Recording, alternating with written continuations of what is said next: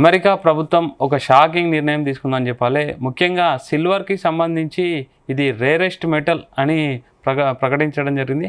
ముఖ్యంగా అమెరికా చెప్పడం ప్రకారం క్రిటికల్ మెటల్‌గా సిల్వర్‌నైతే ప్రకటించారు. ముఖ్యంగా ప్రజెంట్ కాపరు, లిథియం వీటి సరసన రేరెస్ట్ ఎర్త్ మెటల్‌గా సిల్వర్‌ని కూడా ప్రకటించడం జరిగింది. ఎందుకు సిల్వర్ అంత ముఖ్యం అంటే సిల్వర్ ప్రజెంట్ ప్రాధాన్యత పెరగడానికి ముఖ్యంగా చూసుకుంటే దేశ భద్రత అండ్ ఆర్థిక స్థిరత్వం కోసం అయితే సిల్వర్ ఖచ్చితంగా అవసరమని అయితే అమెరికా అనౌన్స్ చేయడం జరిగింది. ముఖ్యంగా national security and economical stability కోసం అయితే సిల్వర్ ఖచ్చితంగా అవసరం అని అయితే ప్రజెంట్ ప్రకటించడం జరిగింది. ముఖ్యంగా చూసుకుంటే ఈవీ వెహికల్స్లో ఎక్కువగా వాడడం, తర్వాత డొమెస్టిక్ సంబంధించిన ఇండస్ట్రీలో ఎక్కువగా సిల్వర్ని వాడడం, తర్వాత అంటే కొన్ని ఛాంబర్స్ కానీ ఇంక్యుబేటర్స్ నిర్మించాలంటే మాత్రం అంటే సిల్వర్ ఖచ్చితంగా అందులో యూజ్ చేస్తారు. సో సిల్వర్ డిమాండ్ అయితే బాగా ఉంది. కానీ సిల్వర్ని రెడీ చేయాలంటే సిల్వర్ని గనులను తవ్వాలంటే చాలా స్లో ప్రాసెస్. సో ఈ యొక్క డిమాండ్ని ప్లస్ సప్లైని అయితే అందుకోలేదని చెప్తున్నారు. సో డిమాండ్ అయితే బాగా పెరుగుతుంది. తయారు చేయడం అయితే చాలా అంటే సప్లై అయితే చాలా మెల్లగా స్టార్ట్ అవుతుంది అయితే ఎక్స్పర్ట్స్ అయితే అంచనా వేస్తారు. సో దీనివల్ల అయితే కంప్లీట్ ఇన్వెంటరీస్ అయితే కంప్లీట్ డౌన్ అయిపోయినాయి సిల్వర్కి సంబంధించి. సో డిమాండ్ అయితే బాగా పెరుగుతుంది. సో దీనికి సంబంధించి యుఎస్ గవర్నమెంట్ అయితే క్రిటికల్ మెటల్ అయితే సిల్వర్గా ప్రకటించడం జరిగింది.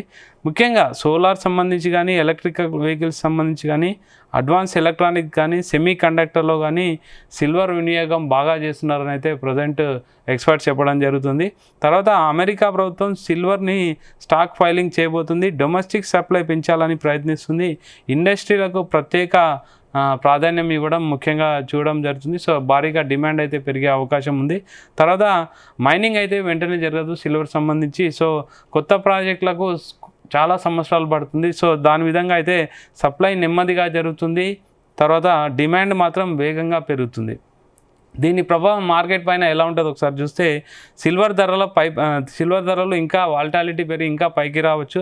తర్వాత లాంగ్ టర్మ్లో బలమైన ట్రెండ్ కనపరచు అని అయితే సిల్వర్ గురించి అయితే చెప్పడం జరుగుతుంది.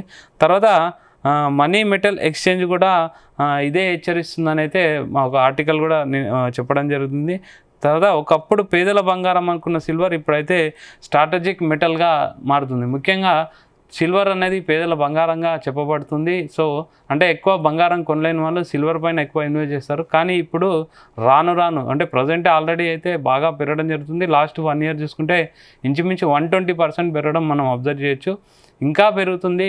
ప్రజెంట్ అంటే 50% పెరిగినప్పుడు ఇంకా పెరగదలే, ఇందులోనే ఎగ్జిట్ అవుదామని చాలామంది అనుకున్నారు. తర్వాత ఇప్పుడు 100%, తర్వాత 120% సిల్వర్ రావడం మీద అబ్జర్వ్ చేయొచ్చు. ఇంకా సిల్వర్ పెరుగుతుంది. ప్రజెంట్ ఒక చిన్న క్రాష్ ఉండొచ్చు. ఆ క్రాష్ తర్వాత కూడా కంటిన్యూగా సిల్వర్ పెరుగుతుంది. సో సిల్వర్లో అయితే ఇన్వెస్ట్ చేస్తే మంచి లాభాలు ఉంటాయని అయితే ప్రజెంట్ చెప్పడం జరుగుతుంది. సో ఇంతకుముందు ఆర్టికల్ ప్రకారం చెప్పడం ఏంటంటే పేదల బంగారంగా పరిగణించే సిల్వర్ అయితే ఇప్పుడు బాగా కాస్ట్లీ అయిపోయింది. తర్వాత యుఎస్ గవర్నమెంట్ కూడా దాన్ని క్రిటికల్ మెటల్గా అనౌన్స్ చేయడం అయితే ప్రపంచవ్యాప్తంగా సిల్వర్కి సంబంధించిన నిల్వలు అయితే ఇంకా పెరుగుతున్నాయి. ఇన్వెంటరీస్ పెంచుకోవాలని చైనా కానీ, సెంట్రల్ బ్యాంక్స్ కానీ, చైనా కానీ, ఇండియా కానీ, తర్వాత యుఎస్ కానీ అయితే ప్రయత్నించడం మనం అబ్జర్వ్ చేయొచ్చు. సో ఓవరాల్గా సిల్వర్ ట్రెండ్ అయితే ఇంకా కొనసాగుతుంది. ఖచ్చితంగా డిమాండ్ అయితే పెరుగుతుంది. సప్లై చాలా మెల్లగా ఉంటుంది. మైనింగ్ కూడా మెల్లగా ఉంటుంది. సో సిల్వర్ పైన ఇన్వెస్ట్ చేయొచ్చు అని అయితే ఎక్స్పర్ట్లు అంచనా వేస్తున్నారు.